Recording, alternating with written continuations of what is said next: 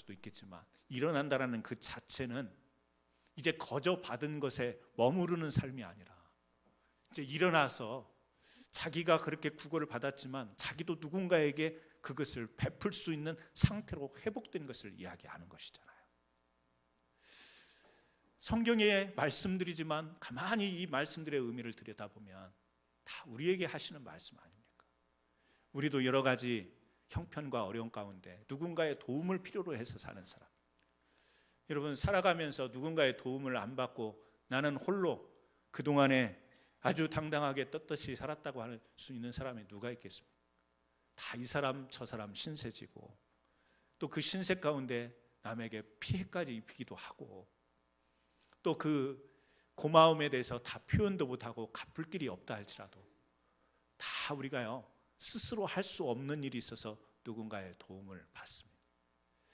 그런데 그 도움을 당연한 것으로 여기고 감사하는 마음도 없이 처음에는 고마워하다가 시간이 지나면 당연한 것으로 생각하고 도움이 없으면 오히려 화를 내고 짜증을 내는 그런 우리 사람들도 있겠죠. 우리가 이 도움을 받고 누군가로부터 이 받는 삶, 그랬을 때 그 사람에게는 다시 되갚지 못하더라도 우리 마음속에 뭐가 있습니까? 나도 이런 형편이 되면 나도 언젠가는 저 사람처럼 내가 저 사람에게 도움을 받았던 것처럼 나도 저 사람을 도와야지, 이런 마음이 드는 것이 아마 정말 은혜를 생각하는 사람이라면 당연하게 갖는 거예요. 그래서 제가 우리 교회에서도 우리 성도님들 중에서도 그런 성도님들이 있어서 제 마음속에 감동이 있었습니다. 내가 어려울 때 정말 힘들었을 때 도움을 받았는데 우리 교회 어느 성도님을 보니까 그때 생각이 나고 참 어려운 것 같아서 나도 그 옛날에 도움받았던 그 마음을 가지고 좀 돕고 싶습니다. 이렇게 다가온 우리 성도님들이 우리 교회에도 계세요. 그렇죠. 물론 뭐 여유 있어서 넉넉해서 그렇게 할 수 있는 것은 아니에요. 나도 힘들고 어렵지만 옛날 생각해 보니까 누군가의 그 받은 것이 이 마음속에 남아있는 거예요. 너무 고마웠던 거예요.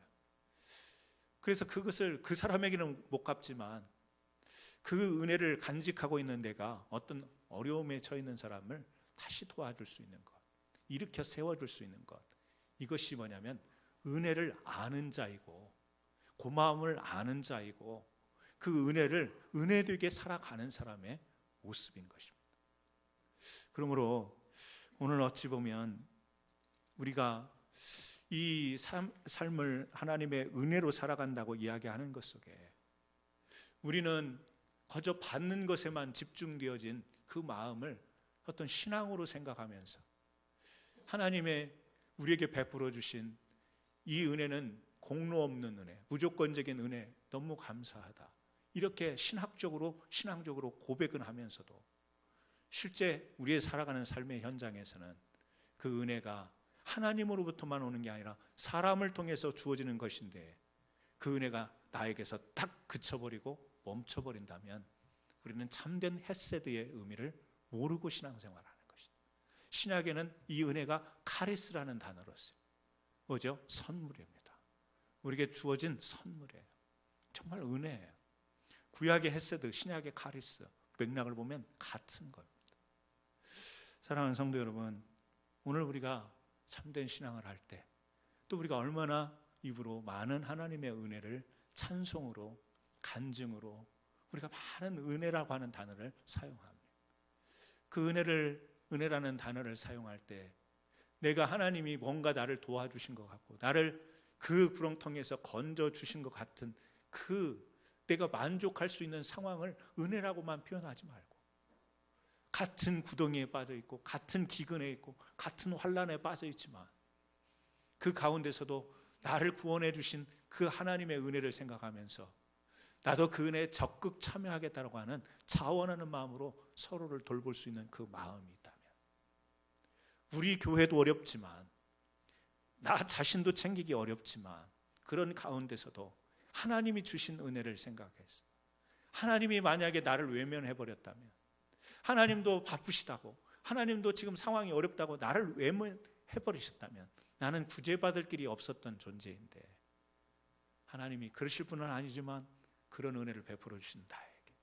그래서요, 우리가 뭔가 이 하나님의 은혜의 일들을 받은 은혜를 펼쳐나갈 때 여러분의 마음속에 자원하는 마음이 일어나야 될 줄로 믿습니다.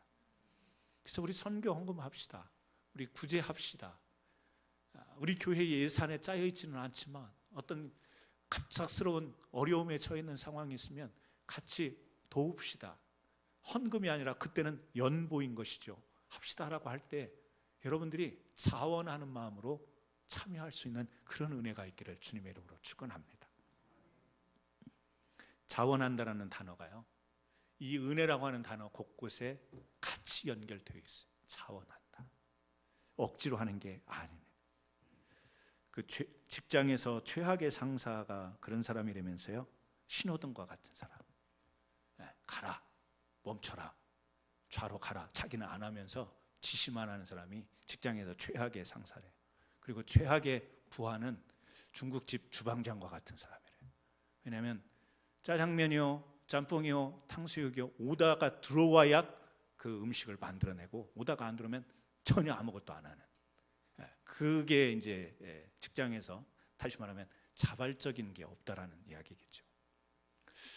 우리 신앙이 어떤 우리가 캠페인이 있고 또 어떤 우리가 운동을 벌이고 어떻게 권면하고 하자 해서 하는 것도 우리가 같이 협력해서 할 수 있는 일이지만, 진정한 하나님의 은혜를 생각하는 사람들에게 누가 강요하지 않은 자발적인 그 은혜를 함께 나눌 수 있는 것이 우리 안에 있다면 정말 그것이 큰 축복이고 은혜가 될 줄 믿습니다.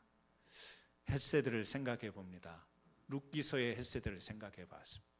신약의 은혜, 은혜, 은혜라고 하는 단어를 사용하면서 어려웠던 예루살렘 교회를 같이 연보를 보내자라고 이 편지를 보냈던 이 바울의 이야기와 마게도냐 교회의 그 자율적인 참여를 통하여서 하나님의 은혜, 그것은 내가 받는 것에 그치는 것이 아니라 그 받은 은혜를 함께 나눌 수 있는 것이 진정한 은혜다라고 하는 이 메시지를 헤세드와 카리스라고 하는 이 쓰여졌던 단어를 우리가 연결하면서 저는 우리 교회와 우리 성도님들이 진정한 그리고 온전한 은혜 가운데 살아가는 거룩한 성도 교회 되기를 예수님의 이름으로 축원합니다. 기도하십시오. 하나님 아버지.